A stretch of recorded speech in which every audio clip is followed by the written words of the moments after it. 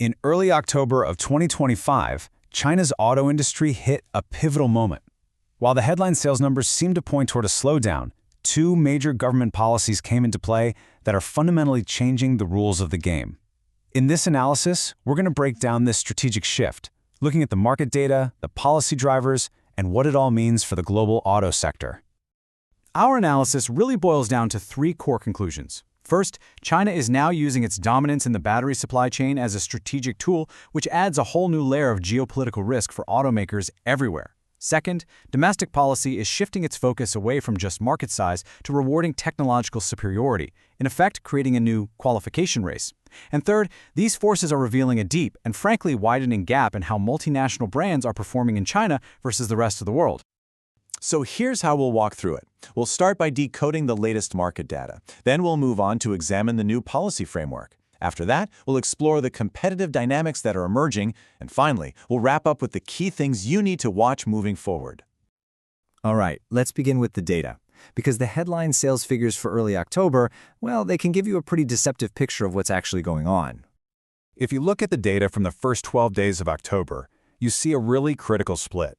As this chart shows, overall passenger vehicle sales dropped 8% year-over-year. But look at the new energy vehicle, or NEV segment. It was incredibly resilient, down only 1%. That stability, especially coming off a high base from the prior year, is the first clear signal of a really powerful structural trend. And that trend is confirmed by this next number, 53.5%. That was the NEV retail penetration rate during that same period. This is a landmark moment. It means that for the first time, a majority of new car buyers in China are choosing electric or hybrid. The segment has officially gone from being a niche to the mainstream. So the key takeaway here is that the negative 8% headline figure is really a story of two completely different markets.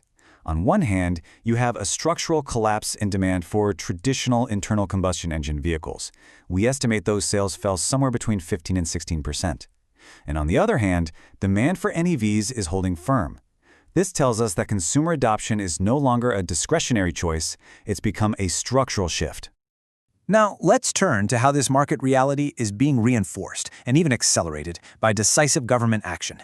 These new policies are effectively rewriting the rules for everyone. On October 9th, we saw two major policy announcements. The first imposes export controls on advanced battery technology, and the second significantly raises the technical bar for NEVs to qualify for purchase tax exemptions. Let's look at those export controls first. They're very targeted.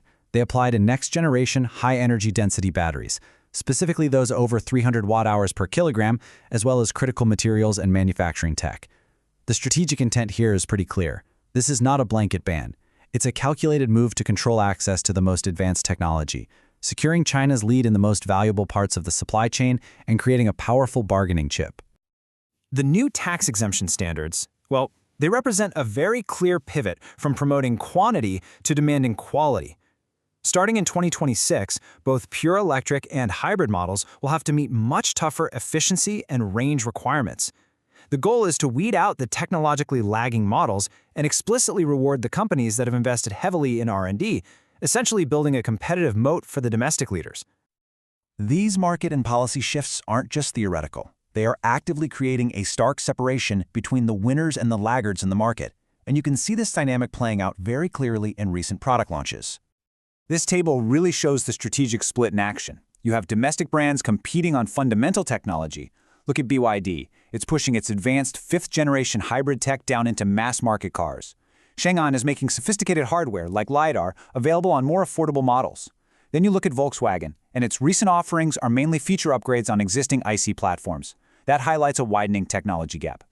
And the Volkswagen Group's experience provides probably the most dramatic evidence of this divide. In the third quarter of 2025, its global battery electric vehicle sales jumped by over 33%. But in China, its largest single market, BEV deliveries collapsed by more than 55%. This forces us to ask a really critical question. Why are products that are clearly competitive and successful in Europe and North America failing so profoundly to connect with consumers in China?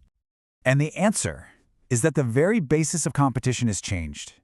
The Chinese market is now a software-defined market. Brand heritage, manufacturing scale, those things are no longer enough to win. The battle is now being fought and won on the sophistication of the intelligent cockpit, the capabilities of the software, and the performance of advanced driver assistance systems. At the same time, there's an external factor that's creating a strategic opportunity for domestic players. U.S. regulators have launched a formal investigation into Tesla's full self-driving system, targeting potential safety issues. This strikes right at the heart of Tesla's core brand promise, and you can be certain that local competitors will leverage this development to challenge the narrative around who has superior autonomous driving tech. So, given this rapidly changing landscape, here are the key events and data points that we'll be monitoring over the next few weeks and months. First, on November 8th, the battery export controls officially begin. How strict those initial license approvals are will be a critical signal. Next, fourth quarter earnings reports will show us the real financial toll of the ongoing price war. And finally, the Guangzhou Auto Show in November will be the next big stage for companies to reveal how they plan to respond to this new environment. And all of this leads to the ultimate question facing the entire industry. Policymakers have deliberately changed the rules. The race is no longer just about scale, it's about deep, defensible technological strength. So the critical question now is, which companies are actually built to compete and win in this new, much more demanding arena?